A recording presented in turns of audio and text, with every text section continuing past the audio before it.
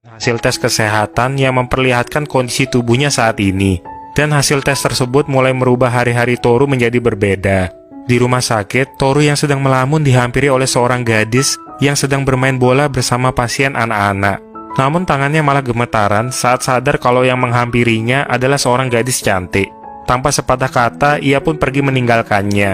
Di atap suatu gedung, Toru yang merasa putus asa bersedih, dan ia berniat untuk bunuh diri. Yang membuatnya putus asa karena penyakit kanker yang dideritanya telah mencapai stadium akhir. Dan dokter berkata kalau ini terus memburuk maka sisa hidup Toru hanya tinggal beberapa bulan lagi. Namun saat ia melangkah, secara tidak sengaja ia melihat iklan air minum kemasan yang bertuliskan, "Bahkan lupa bahwa kau bernafas, aku menikmati setiap hari." Sesaat kemudian ada suara seseorang yang memanggilnya dari seberang, yang membuat Toru mengurungkan niatnya untuk bunuh diri. Rupanya pria memanggilnya itu adalah teman lamanya saat di SMA yang bernama Tatsuya Sakamoto. Untuk menghibur Toru, Tatsuya mengajaknya pergi karaoke bersama teman-temannya. Namun Toru mengatakan kepada semuanya kalau hidupnya tidak akan lama lagi. Tatsuya mendengar itu justru ingin Toru bahagia dan tidak kehilangan harapan. Karena itulah Tatsuya secara khusus menghubungi teman-temannya dan mengajak Toru ikut bersamanya malam itu. Yang terpenting bagi Tatsuya, saat ini Toru masih hidup. Dan apapun keinginan Toru dalam 3 bulan ini, akan Tatsuya coba wujudkan. Tapi Toru berkata kalau dia tidak memiliki daftar keinginan apapun. Secara spontan Tatsuya mengambil ponsel Toru untuk menginstal aplikasi hitung mundur, di mana ia men-set waktu 90 hari.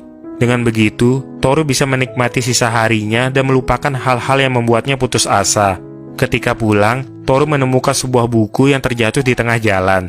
Ia pun membuka halaman buku tersebut dan menemukan kalimat yang sama dengan yang ia lihat di papan iklan.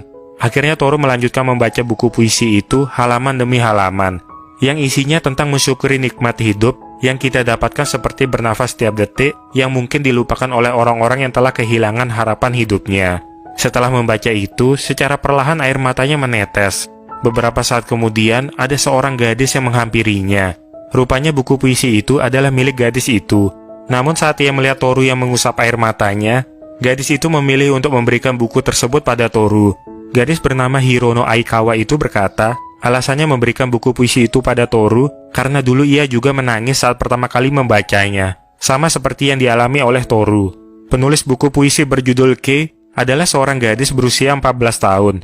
Gadis tersebut menulis puisi sambil terbaring di rumah sakit saat melawan penyakitnya. Namun gadis itu diketahui telah meninggal 4 tahun yang lalu. Aikawa juga ternyata pernah hampir meninggal karena kecelakaan. Dan seseorang yang menjenguknya memberikan buku tersebut pada Aikawa. Sejak saat itu Aikawa bisa melanjutkan hidupnya, entah baik atau buruk.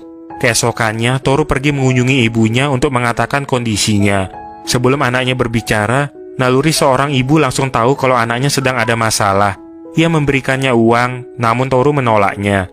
Karena bukan itu tujuan kedatangannya. Tapi tetap saja ibunya yang khawatir saat melihat tubuh anaknya semakin kurus, ingin Toru lebih memperhatikan kesehatannya, sambil memaksa memasukkan uangnya ke dalam tas Toru. Faktanya, ayahnya juga meninggal disebabkan oleh kanker. Akhirnya Toru mengurungkan niatnya, karena tidak ingin membuat ibunya khawatir dan sedih. Ketika di rumah sakit, lagi-lagi Tatsuya menghampiri Toru. Ia memberi saran agar Toru bisa mendapatkan kekasih. Namun hal itu membuat Toru jengkel. Bagaimana bisa dirinya yang sebentar lagi akan mati bisa menyukai seseorang? Ia merasa Tatsuya tidak mengerti perasaannya. Beberapa saat kemudian, seorang gadis di sampingnya berkata kalau Toru harus bisa mensyukuri hidupnya walau itu singkat. Namun Toru menganggap hidup yang ia jalani tidak semudah omongan gadis tersebut. Tiba-tiba saja gadis itu membuka wignya yang membuat Toru terkejut. Ia pun langsung meminta maaf, karena Toru tidak menyangka gadis bernama Nagi itu yang selalu terlihat ceria, ternyata juga menderita penyakit mematikan. Yang lebih membuat Toru terkejut adalah kamar pasien tempat Nagi dirawat. Ruangan tersebut seperti sudah menjadi tempat tinggal Nagi sejak lama. Bahkan Nagi belum bisa melanjutkan sekolahnya, sebab kondisi penyakitnya yang membuatnya tidak boleh meninggalkan rumah sakit. Satu-satunya yang menjadi impian Nagi, ia ingin melihat matahari terbit dari cakrawala atau garis horizontal. Faktanya, ternyata Nagi adalah penulis buku puisi berjudul Kei yang sebelumnya dibaca Toru dan telah mempengaruhi semangat hidupnya. Jadi sebenarnya sang penulis puisi masih hidup. Sejak penyakit kanker darah Nagi memburuk 4 tahun yang lalu, sebagian besar waktunya ia habiskan di rumah sakit. Walau begitu, ia terus berusaha keras untuk sembuh. dan sangat berharap bisa kembali bersekolah seperti remaja seumurannya. Di balik sikap cerianya, Nagi sebenarnya menderita dan selalu menyimpan perasaan sedihnya dari orang-orang di sekitarnya. Biasanya orang-orang yang mengunjungi Nagi selalu memberikannya hadiah piyama, tapi yang diberikan Toru justru berbeda. Ia memberikannya seragam sekolah lengkap. Dengan menaiki sepeda, secara diam-diam Toru mengajak Nagi pergi menuju sekolah bersama. Suasana di sekolah menjadi suatu pemandangan yang asing bagi Nagi, tapi ia berusaha membaur dengan murid-murid lain yang juga ramah padanya. Bahkan Toru juga sampai ikut menyamar sebagai murid, walau sebenarnya ia sudah lulus sekolah hanya demi bisa mewujudkan harapan Nagi. Toru penasaran dengan arti judul buku puisi Ke, dan Nagi pun menjelaskan kalau Ke merupakan singkatan dari kata kimochi, yang memiliki arti rasa atau perasaan. Tiba-tiba seorang guru menghampiri mereka, namun guru tersebut curiga karena tidak pernah melihat mereka di antara para murid, yang membuat keduanya langsung melarikan diri. Nagi yang penasaran mencoba bertanya apa ada cewek yang Toru sukai. Tapi Toru mengatakan kalau saat ini ia belum memikirkan hal itu. Akhirnya Toru mengajak Nagi ke rumahnya. Di sana Nagi diajari memasak oleh ibunya Toru. Dan Toru sangat senang melihat wajah Nagi yang begitu ceria. Bahkan Nagi memperkenalkan dirinya pada Tatsuya, yang langsung membuat Tatsuya terkejut. Karena ia tidak mengira penulis puisi yang selama ini ia kagumi ternyata masih hidup dan sekarang ada di hadapannya. Ketika makan malam, ibunya akhirnya tahu kalau Toru sedang sakit. Ia sedih kenapa putranya tidak memberitahu kondisinya. Alasan Toru, sebab ia tidak ingin membuat ibunya khawatir setelah apa yang dulu dialami ayahnya. Menurutnya, rasa khawatir itu tidak akan menyembuhkan penyakitnya. Karena pada akhirnya, semua manusia akan meninggal sendirian. Tapi Nagi tidak setuju dengan perkataan Toru. Bukan soal meninggal nanti, tapi bagaimana seorang manusia bisa menikmati sisa hidupnya bersama orang-orang yang begitu mencintainya. Perkataan Nagi itu membuat Toru sadar, dan ia berjanji pada ibunya untuk selalu mengabari kondisinya. Ibunya hanya bisa mengangguk dan tersenyum. Walau sebenarnya sebagai seorang ibu, tetap saja ia selalu menyembunyikan perasaan sedihnya, dan tidak rela anaknya menderita apalagi harus kehilangannya. Di luar, Toru hanya bisa menangis, sambil ditemani Nagi yang berusaha menenangkannya. Toru tidak bisa membayangkan bagaimana ibunya nanti saat ia telah tiada. Saat berjalan pulang, Toru memberitahu Nagi kalau dulu Tatsuya adalah seorang anggota band berbakat di sekolahnya. Nagi pun antusias dan ingin mendengarkan lagu-lagu Tatsuya. Namun Tatsuya memberi syarat, jika Nagi menulis puisi lagi, maka ia akan mengubahnya menjadi sebuah lagu untuknya. Toru pun mengajak Nagi ke suatu pantai. Ia berencana mewujudkan keinginan Nagi yang ingin melihat matahari terbit. Di sana Nagi menceritakan apa alasannya berhenti menulis puisi lagi. Sebab ia telah menuangkan seluruh hidupnya pada puisi yang ditulisnya. Kemudian sesudahnya, ia hanya bisa menunggu kematian, dan sudah tidak bisa menulis apapun lagi. Ketika matahari akan terbit, Toru mencoba membangunkan Nagi. Tapi berkali-kali ia memanggilnya, Nagi tetap tidak bangun dari tidurnya. Merasa nyawa Nagi dalam bahaya, Toru pun langsung menghubungi rumah sakit untuk segera menjemput mereka. Beruntung Nagi terselamatkan. Toru pun meminta maaf pada kedua orang tua Nagi atas kejadian ini. Namun ayahnya berkata kalau selama ini mereka sangat berharap Nagi bisa hidup lebih lama, walau itu cuma sehari. Jadi sang ayah menantang Toru untuk bertemu lagi dengan Nagi demi keselamatan putrinya. Keesokannya Toru kembali menjenguk Nagi secara diam-diam. Di sana ia melihat Nagi yang terbaring lemah. Toru akhirnya menyadari perasaannya yang terdalam, kalau ia begitu menyayangi Nagi, dan berharap bisa mewujudkan segala impian Nagi yang belum terpenuhi. Sisa waktu di timer ponselnya adalah 14 hari.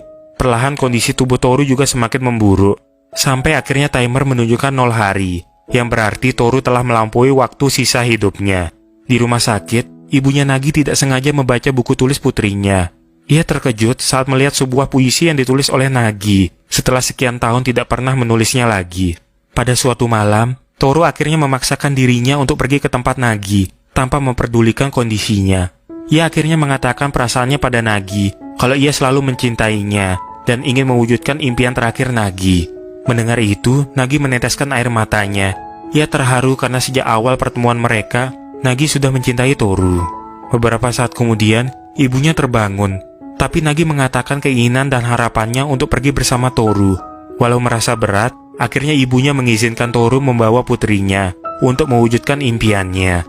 Bahkan ibunya sampai menyiapkan pakaiannya, dan Nagi hanya bisa berterima kasih pada ibunya. Sebab seperti apapun perlakuannya, seorang ibu selalu berharap yang terbaik untuk anaknya. Toru pun membawa Nagi ke tempat terdekat di mana mereka bisa melihat matahari terbit dari Cakrawala. Mungkin ini bukanlah tempat sebaik pantai untuk melihat matahari terbit. Namun bagi Nagi, ia bisa menggenggam tangan Toru itu saja sudah cukup. Akhirnya matahari pun muncul di hadapan mereka dengan indahnya. Di balik keindahan tersebut, tersimpan banyak makna mengenai realita kehidupan, bahwa tidak ada yang abadi, ibarat matahari yang terbit dan terbenam. Dari situlah menandakan bahwa sesungguhnya semua itu ada waktunya, sama seperti usia kehidupan, terbit dengan harapan dan terbenam dengan kenangan.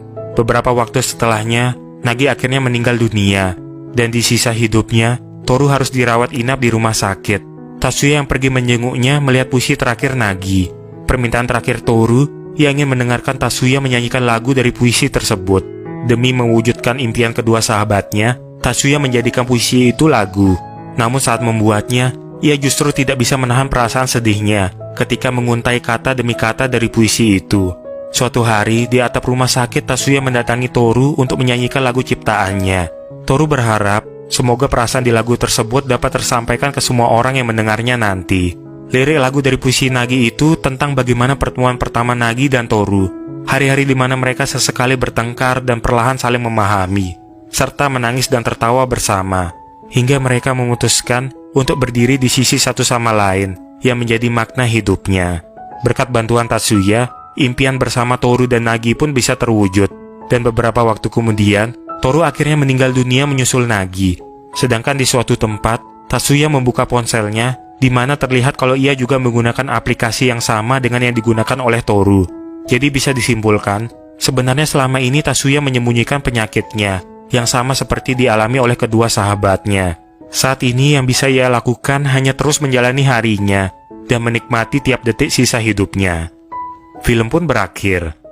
Hikmah yang dapat kita ambil dari film ini adalah tentang bagaimana kita bersyukur atas nikmat hidup yang mungkin sudah dianggap biasa oleh sebagian orang. Bersyukur kita masih mampu bernafas, masih mampu bergerak, masih mampu berpikir dan masih hidup.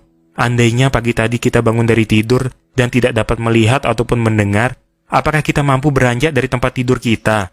Banyak sungguh nikmat hidup yang kita peroleh sejak lahir setiap hari, tanpa perlu belajar ataupun membayarnya. Di luar sana, banyak orang yang sedang berjuang tiap detiknya agar bisa terus bernafas dan bertahan hidup. Jadi janganlah pernah merasa hidupmu tak berarti apa-apa. Hidup yang hanya sementara ini seharusnya bisa dijadikan lebih bermakna agar tak berakhir sia-sia.